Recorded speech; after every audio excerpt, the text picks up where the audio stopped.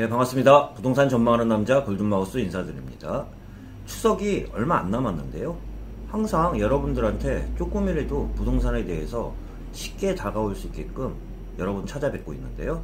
오늘 같은 경우는 임대인 입장에서 제값받고 임대를 놓는 분들하고 제값 이하로 놓는 임대인들의 특징들을 잠깐 이야기 드려보면, 저는 실무에 있다 보니까 많이 느끼는 게, 어떨 때는 참 얄미울 정도로 자기 가치보다도 더 받는 분들이 있고요.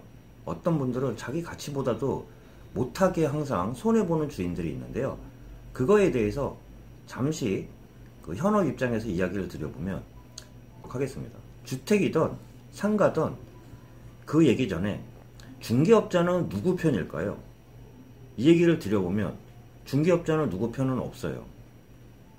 자기한테 도움되는 사람들한테 정식적으로 어려운 사람들한테 도움을 주는 거지, 일방적으로 누구 편을 들지 않는다는 이야기 좀 드려보면서, 주택 같은 경우나 상가 이야기를 잠깐 드려보면, 상가 같은 경우도 약간의 투자를 하면은 바로 나갈 수 있는 상가가 있어요. 그런데도 불구하고 그거를 아까워하기 때문에 비용 넣고 한참 됐는데도 그 공사를 안 해주면서 오히려 답답하게 하는 경우가 있어요. 이 사진 같은 경우는 조건은 좋은데 칸막이가 생뚱맞게 참 있는 사진과, 또한 지금처럼 이렇게 확실하게 털어준 경우라고 볼 수 있는데요. 상가 같은 경우도 들어오는 사람이 편해야 될 거 아니에요. 들어오는 사람이 편해야 된다는 게, 칸막이를 미리 설치를 그 기존 뼈대에 있는 거 말고 원상복구 할 수 있는 거는 원상복구를 하고 전세입자와 관계를 깔끔하게 맺은 상태에서 원상복구를 해주면 들어오는 사람 입장에서도 보기 좋은 게 결정하기도 편하거든요. 근데 되게 애매하게 말을 해요.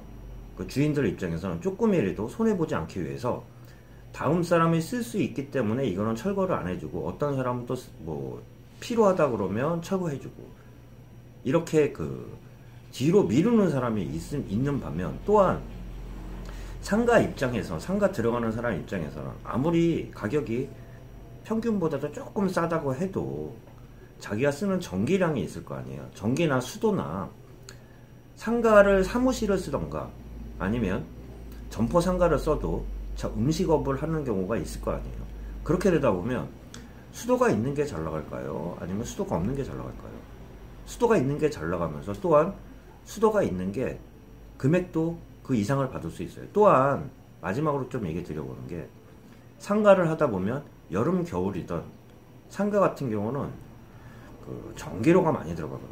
전기료가 많이 들어가는 게, 여름에는 에어컨을 많이 쓰고 또한 겨울에는 히터를 많이 쓰기 때문에 전기료가 많이 들어가지 도시가스 비용은 많이 안 들어가거든요. 그런데도 불구하고 제가 일례로 말씀드린 1층 점포상가인데요. 반쪽 같은 경우는 한전 계량기를 원매다라고 하면 일반 그 개인적으로 사가지고 그 사용량만 그 확인할 수 있는 거를 고메다라고 얘기하는데요. 그 차이는, 원메다는 한전에서 월별 금액이 딱딱 나오잖아요.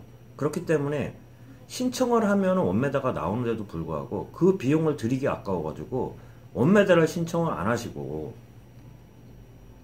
고메다를 신청해가지고 옆에 있는 상가들하고 나눠서 내게끔 만드는 주인들이 있어요. 그러다 보면 그 전기든, 특히 전기 같은 경우는 누진세거든요. 여름에 누진세가 붙기 때문에 실질적으로 어느 옆에가 많이 사용하고 어느 내가 본인이 조금 사용한다 해도 금액은, 전기 그 금액은 클 수밖에 없어요.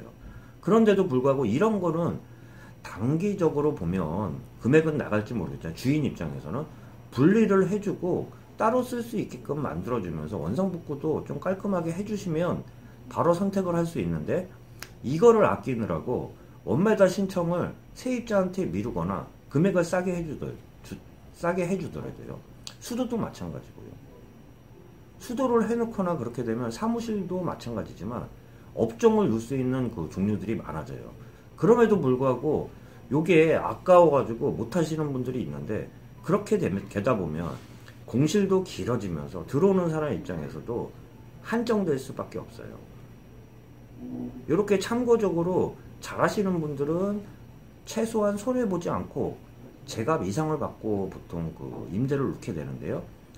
그 반대로 너무 아끼느라고 들어올 수 있는 업종도 제한시키면서 들어올 때도 항상 페널티가 있으면서 제가 말씀드린 그 상가 같은 경우는 임대료도 임대료지만 해줄 수 있는 걸 해주면 나중에 들어오는 사람 입장에서도 인테리어를 하거나 건물 가치를 업시킬 수 있는 업종 같은 경우는 약간의 그 이익을 주면 들어오는 사람 입장에서도 선택하기 편하면서 나중에 그 사람이 나가더라도 다음에는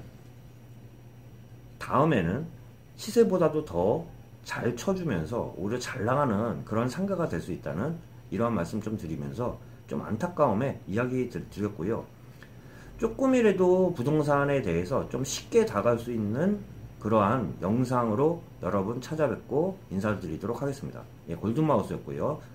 추석이 얼마 안 남았는데요. 추석 전에 최근에 그 코로나 때문에 좀 정신적으로 스트레스도 받고 스트레스도 많이 받는데요.